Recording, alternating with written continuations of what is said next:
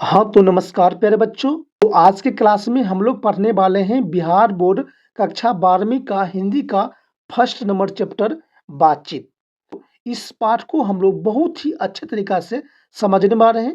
पूरा पाठ को हम लोग पढ़ने वाले हैं और प्यारे बच्चों मैं आपको इस पाठ का पूरा लाइन बाय लाइन आपको समझाने वाला हूं। प्यारे बच्चों आज की क्लास को अगर आप लोग देख लेते हो प्यारे बच्चों, तो आपको इस चैप्टर से कोई भी प्रश्न, कोई भी सवाल, कोई भी क्वेश्चन, आपको कोई भी परेशानी, कोई भी दिक्कत, कोई भी प्रॉब्लम आपको नहीं आने वाला है। प्यारे बच्चों पूरा चैप्टर को बहुत ही अच्छे तरीका से हम लोग समझने वाले हैं, मैं आपको समझाने वाला हूं। जैसे कि प्यारे बच्चों आप लोगों के पास हिंदी का प्यारे बच्चों बुक होगा, उसको आप लोग सामने रख लीजिएगा।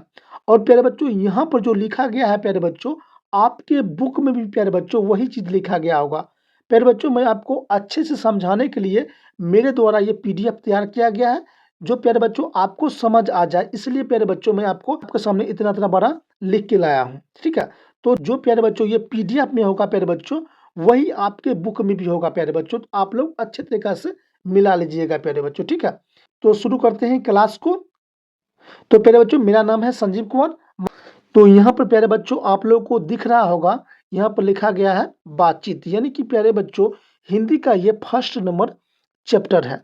यानी कि प्यारे बच्चों आप लोगों को 13 चैप्टर आपको रहेगा गद्य खंड में रहेगा, और प्यारे बच्चों 13 चैप्टर आप लोगों को पद खंड में रहेगा। तो प्यारे बच्चों टोटल 26 पार्ट है। तो आप और प्यारे बच्चों मैं आपको सारा चैप्टर को प्यारे बच्चों इसी चैनल पर फ्री में आप लोग को क्लास करवाऊंगा प्यारे बच्चों।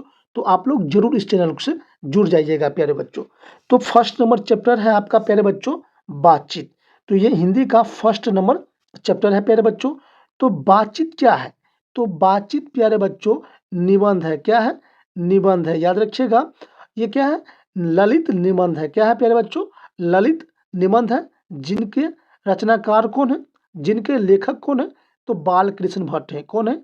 बाल कृष्ण भट्ट है। यहाँ पर प्यारे बच्चों आप लोगों को दिख रहा होगा, इनके द्वारा ही प्यारे बच्चों बातचीत निबंध लिखा गया है प्यारे बच्चों। तो बातचीत के लेखक कौन है? तो बाल कृष्ण भट्ट है। उसके बाद प्यारे बच्चों पूछा जाता है एग्जाम में, इनका जन्म कब हुआ था, निधन कब हुआ था, और इनका निवास स्थान क्या है?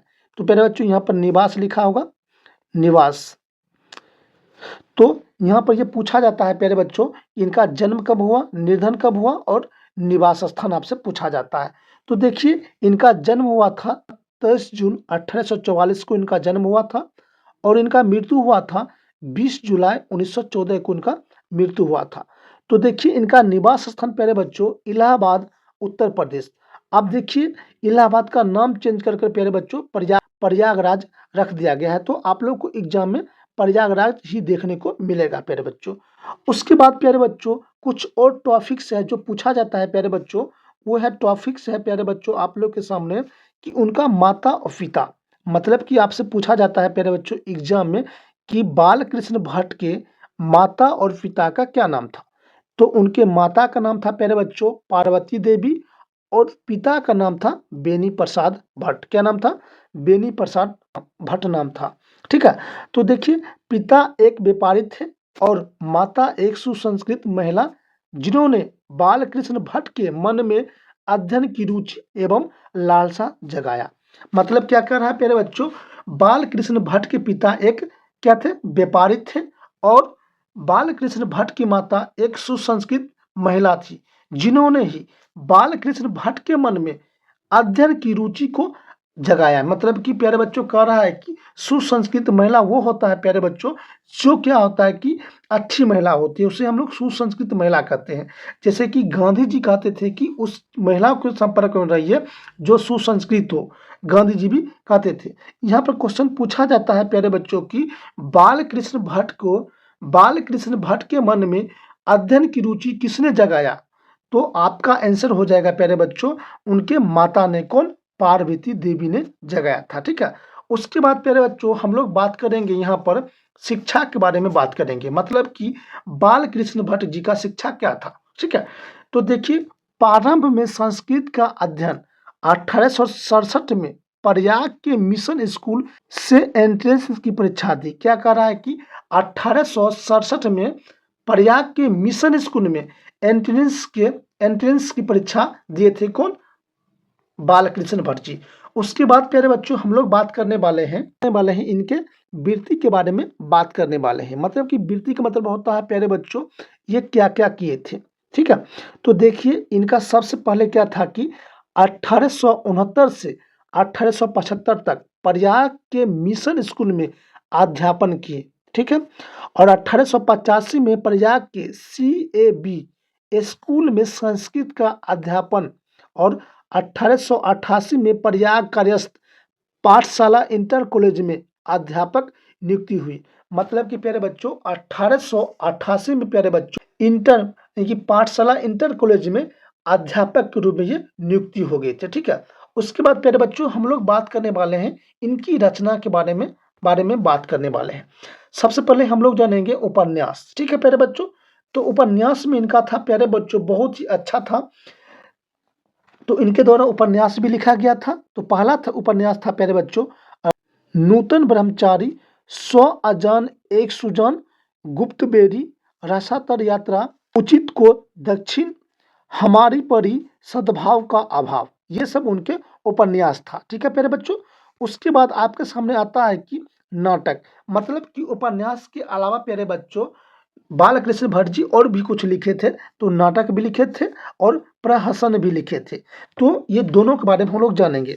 तो यहाँ पर देख सकते हो आप लोग प्यारे बच्चों नाटक में लिखे थे पद्मावती लिखे थे, किराता जुनिया भी लिखे थे, पेनी सहार भी लिखे थे, शिशुपाल वध भी लिखे थे, नल दमयंती या दमयंती स्वयंवर बहुत ये फेमस है, याद रखिएगा इनका नाटक, शिक्षादान, चंद्रसेन, सीता वनवास, पतित पंचम, मेघनाथ वध, कट्टम सुम की एक नकल, बृहन्नला, इंग्लैंडेश्वरी और भारत जननी, भारतवर्ष और कली, दो दूरदेशी, एक रोग और एक वेद, रेल का विकट खेल, बाल विवाह। इनके द्वारा प्यारे बच्चों ये सब नाटक लिखा गया था। ठीक है, इनके नाटक के बारे में भी हम लोग जान गए।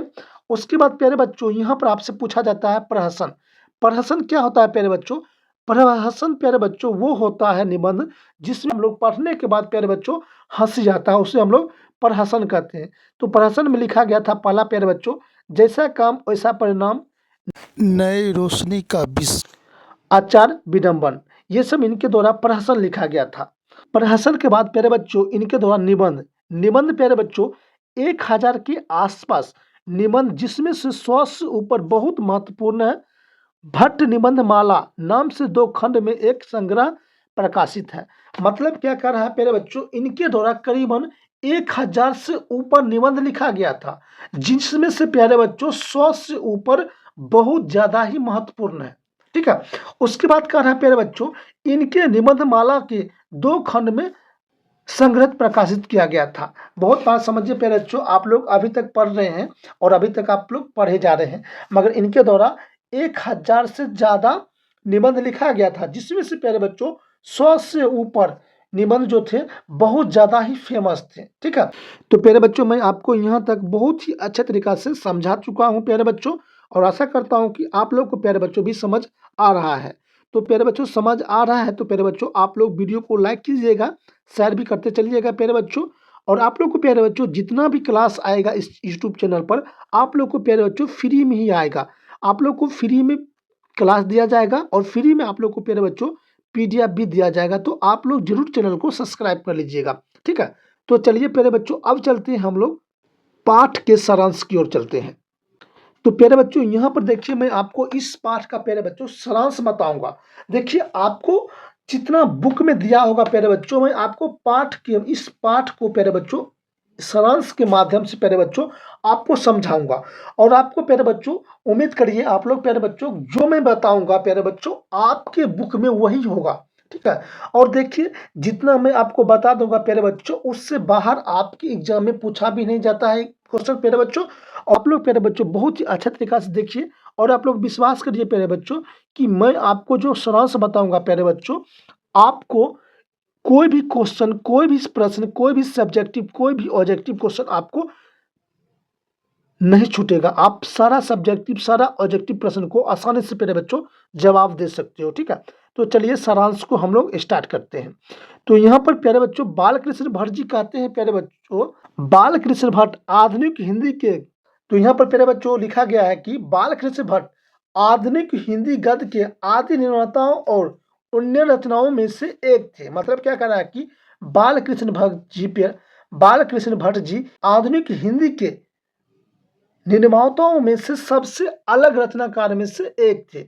बाल कृष्ण भट्ट बातचीत के माध्यम से मनुष्य को ईश्वर द्वारा दी गई वाक शक्ति का सही इस्तेमाल करने को बताता है। मतलब क्या कह रहा है कि बाल कृष्ण भट्ट जी बोलते हैं कि प्यारे बच्चों कि मनुष्य को जो ईश्वर द्वारा दिया गया है वाक शक्ति का मतलब होता है प्यारे बच्चों बोलने की शक्ति होता है प्यारे बच्चों। तो उसको ईश्वर के रूप में दिया गया एक वरदान है जिसको सही से इस्तेमाल करना चाहिए।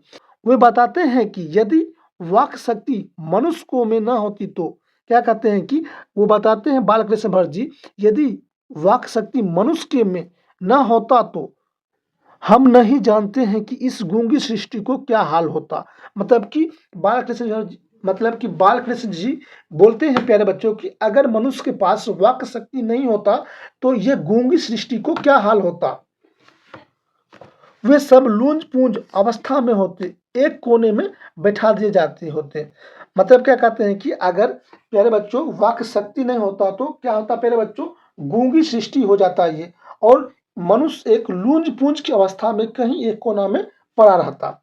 बातचीत के विभिन्न तरीका में बताते हैं कि वो कहते हैं जहां आदमी को अपनी जिंदगी मजेदार बनाने के लिए खाने पीने रहने चलने फिरने आदि की आवश्यकता होते हैं उसी तरह मनुष्य को बातचीत भी अत्यंत महत्वपूर्ण है। क्या कर रहा है प्यारे बच्चों जिस प्रकार प्यारे बच्चों मनुष्य के लिए खाना पीना रहना चलना फिरना सुनना दोगना ये सब बहुत जरूरी है प्यारे बच्चों, उसी तरह प्यारे बच्चों मनुष्य को वाक शक्ति भी बहुत जरूरी है। इसका सही इस्तेमाल कैसे किया जाए इसी के बारे में प्यारे बच्चों बालकृष्ण जी बोलते हैं, इसी के बारे में बालकृष्ण भट्ट जी बताते हैं। आप लोग प्यारे बच्चों नोट्स भी करते चलिएगा अपने नोटबुक में, ठीक है प्यारे बच्चों, ताकि देखिए प्यारे बच्चों आपको जब तक आपका एग्जाम ना हो जाए प्यारे बच्चों तब तक आपको इसको रटना है, इसके बारे में पढ़ना है। तो आप लोग लिख लीजिएगा तो बहुत ज़्यादा ही आपके लिए बेटर होगा प्यारे बच्चों, ठीक है। उसके बाद प्यारे बच्चों यहाँ पर बोल रहा है क्या कि अत्यंत महत्वपूर्ण है। बाल कृष्ण भट्ट जी कहते हैं जो कुछ मवाद या धुआं रहता है वह भाप बनकर निकल जाता है, इसलिए जीवन में बातचीत मनुष्य द्वारा दिया गया एक वरदान है, इसका गलत प्रयोग ना करें। मतलब कि प्यारे बच्चों बाल कृष्ण भट्ट जी बोलते हैं क्या कि ईश्वर के द्वारा जो दिया गया है वाक शक्ति इसका प्यारे बच्चों इसका सही से ईश्वर के द्वारा दिया गया है वाक शक्ति इसका सही से इस्तेमाल करना चाहिए, ना कि इसको गलत में प्रयोग करना चाहिए।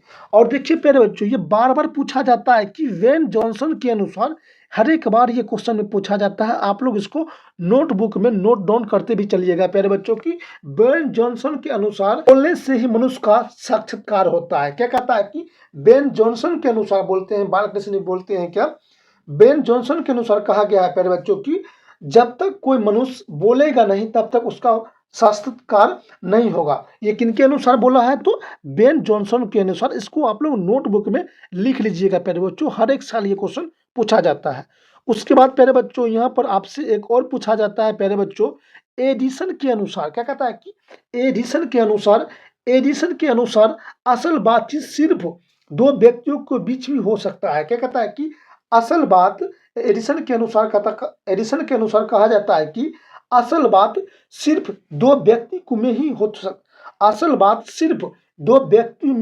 हो सकता है और तीसरे व्यक्ति को उपस्थिति में उस बात को बदल दिया जाता है। बातचीत में जब चार व्यक्ति अलग हो जाते हैं तो वहां पर राम रमोबल और कहा जाता है, ठीक है। मतलब क्या कह रहा है कि एडिसन के अनुसार की बातचीत अगर प्यारे बच्चों असल जिंदगी में करना है तो सिर्फ दो व्यक्ति के बीच में ही हो सकता है। अगर तीसरा व्यक्ति उस व्यक्ति के बीच में घुस जाता है तो वहां पर बात को बदल दिया जाता है और चौथा व्यक्ति घुस जाता है इस बीच में तो उसे हम लोग राम राम रमोबल कहा जाता है। ठीक है, इतना आप लोग को ध्यान रखना होगा और इसको याद करना होगा प्यारे बच्चों। आप लोग इसको लिखते भी चलिएगा अपने नोटबुक में। ठीक है, उसके बाद प्यारे बच्चों, बातचीत का हुनर यूरोप के लोगों में प्रचलित है, जिसे आर्ट ऑफ कन्वेंशन कहा जाता है। हर एक बार ये क्वेश्चन पूछा जाता है कि आर्ट ऑफ कन्वेंशन क्या है। तो ये क्वेश्चन को आपको याद रखना होगा प्यारे बच्चों। बातचीत का हुनर यूरोप के लोगों में प्रचलित है, जिसे आर्ट ऑफ कन्वेंशन कहा जाता है। ठीक है, तो यहाँ पर एक क्वेश्चन और पूछा जाता है प्यारे बच्चों, आर्ट ऑफ कन्वेंशन कहाँ के लोगों में सबसे ज्यादा प्रचलित है। तो आपको याद रखना होगा प्यारे बच्चों, यूरोप के लोगों में। याद रखिएगा, ये बहुत बार क्वेश्चन पूछा जाता है और आपके एग्जाम में प्यारे बच्चों 100% ये प्रश्न पूछा जाएगा। तो आप लोग प्यारे बच्चों लिख लीजिएगा कि आर्ट ऑफ कन्वेंशन का मतलब होता है, आर्ट ऑफ कन्वेंशन का प्यारे बच्चों यूरोप के लोगों में सबसे ज्यादा महत्वपूर्ण, यानी कि सबसे ज्यादा प्रचलित था। इतना आप लोग को याद रखना होगा प्यारे बच्चों। तो प्यारे बच्चों यहीं पर आपका ये निबंध, ये पाठ समाप्त होता है। आशा करता हूँ प्यारे बच्चों क्लास पसंद आया होगा। तो प्यारे बच्चों कमेंट बॉक्स में आप लोग जरूर प्यारे बच्चों कमेंट करिएगा और बताइएगा प्यारे बच्चों कि आज का क्लास आप लोगों को कैसा लगा। अगर प्यारे बच्चों आपको क्लास पसंद आया होगा तो वीडियो को लाइक कीजिएगा, शेयर कीजिएगा। और प्यारे बच्चों आपको ऐसे ही प्यारे बच्चों इस चैनल पर क्लास आप लोग को दिया जाएगा, वो भी फ्री क्लास आप लोग को दिया जाएगा। और आप लोग को प्यारे बच्चों फ्री में आप लोग को पीडीएफ भी दिया जाता है इस चैनल पर। मतलब कि प्यारे बच्चों आप लोग का पढ़ाई इस चैनल पर सिर्फ और सिर्फ फ्री में पढ़ाया जाता है। तो प्यारे बच्चों टेस्ट भी फ्री में दिया जाएगा, आप लोग को प्यारे बच्चों क्लास भी फ्री में दिया जाएगा और आप लोग को पीडीएफ भी प्यारे बच्चों फ्री में दिया जाएगा। तो आप लोग प्यारे बच्चों चैनल को जरूर सब्सक्राइब कर लीजिएगा। ठीक है, और प्यारे बच्चों आप लोग को क्लास कैसा लगा जरूर कमेंट करिएगा प्यारे बच्चों। अब मैं प्यारे बच्चों आप लोगों को अगला वीडियो प्यारे बच्चों क्वेश्चन आंसर लेके आऊंगा। उसके बाद प्यारे बच्चों मैं आपके लिए ऑब्जेक्टिव लेके आऊंगा। ठीक है, और प्यारे बच्चों मैं आपसे ऑब्जेक्टिव भी करवा लूंगा।